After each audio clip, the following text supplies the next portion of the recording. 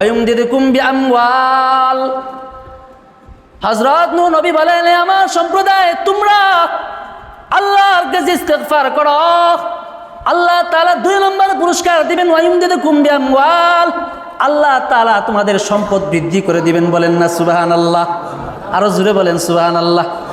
সম্পদ কে না চান, সম্পদ কে না চান, এরকম ব্যক্তি আসেননি?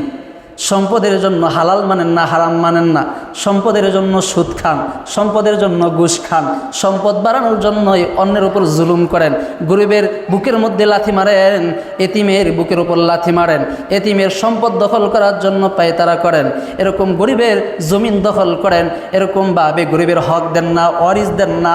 কিসের জন্য? সম্পদ বাড়ানোর জন্য। আল্লাহ বলেন, বান্দা অন্যায় পথে যাওয়ার দরকার নাই, তোমরা একটা আমল করো, আমি আল্লাহর কাছে বেশি বেশি ইস্তেগফার করো, আমি আল্লাহ তোমাদের সম্পদ দান করব।